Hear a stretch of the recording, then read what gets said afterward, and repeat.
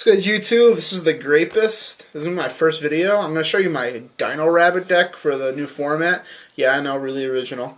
But I feel it's definitely the best deck right now. Definitely, I think it's an error not to be playing this deck, honestly. This deck is just too good.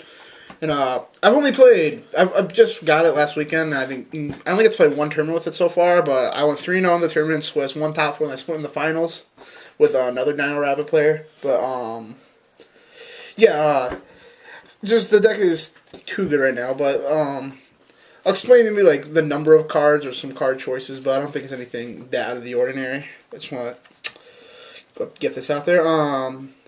Start off with the obvious 3 Rabbit. Rabbit's the nuts. You open with Rabbit, you're in a good spot.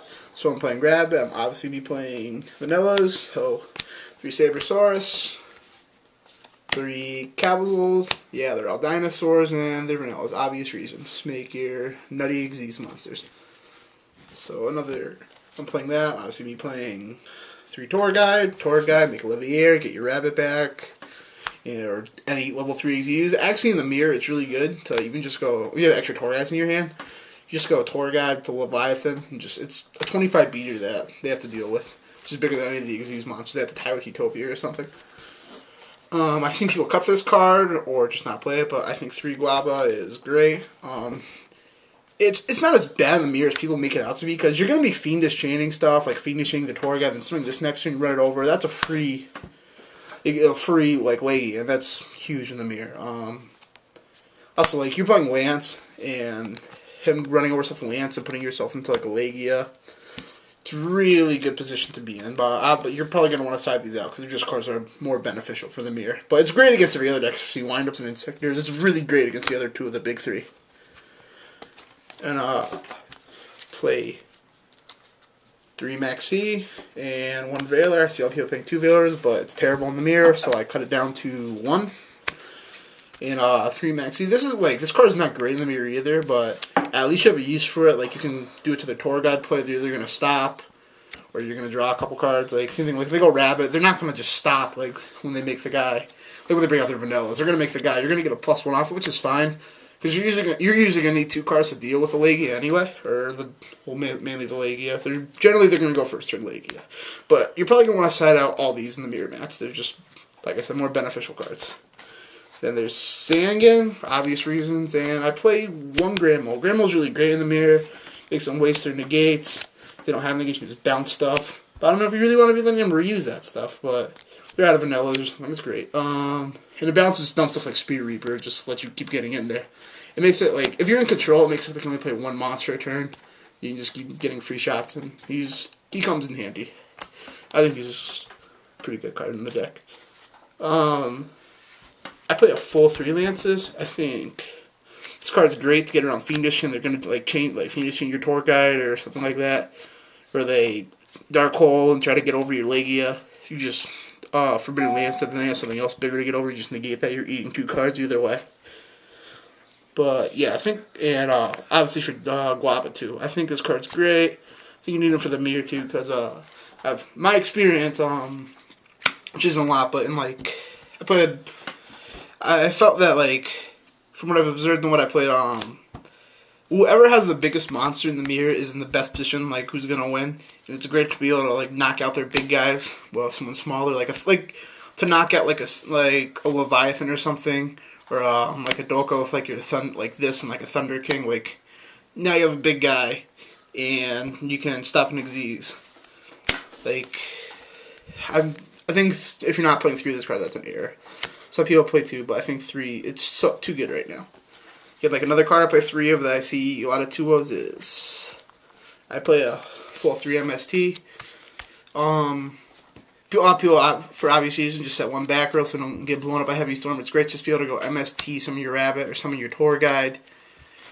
And it helps you get your push through. MST some Guava, it helps you get your pushes through that. And it simplifies the game, which is great. Like when playing in the, especially when you board in the mirror, and there's Deepers in the bottom that's coming in, or people just maining those cards.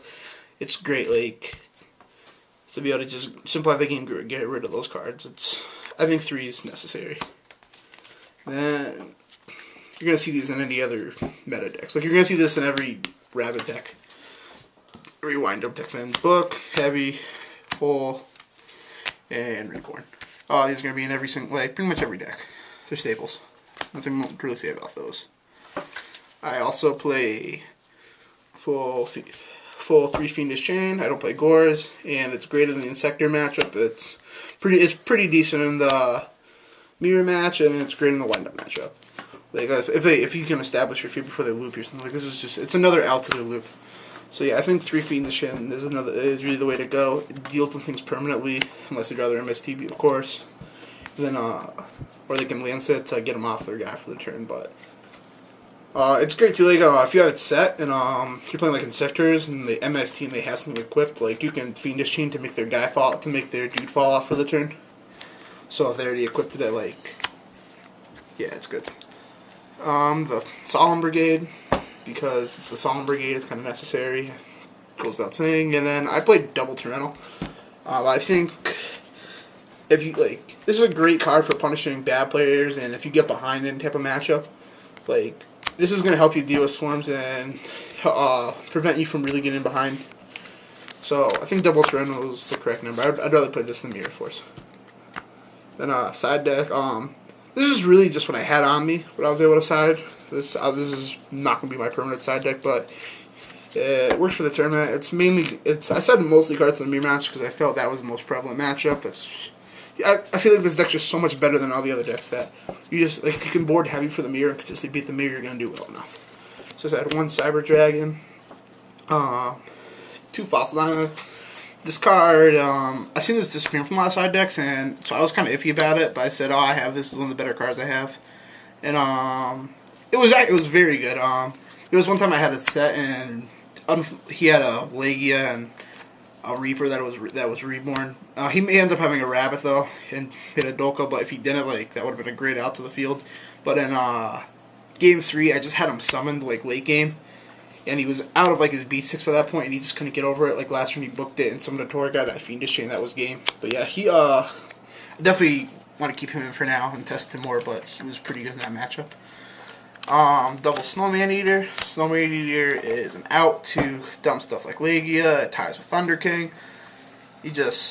I think at least 2 Snowman Eater is pretty necessary in the board right now. Double Reaper. I would consider Time the Fool over him because it doesn't die to Lance, it doesn't die to Mind Control. But Reaper did its purpose. He's good for pushing early game too, like run over their guy, summon your Reaver, poke. Reaper's a great card. And he was fine, so I think I'll keep him for now. Triple Thunder King. I'd probably only be siding 2 of this card, but I think 3 was fine. It's good in the mirror. Single Smashing Ground. I always had 1 Smashing Ground. Double D Prison. I felt that card was really good in the mirror. And double Shadow Mirror for Insectors.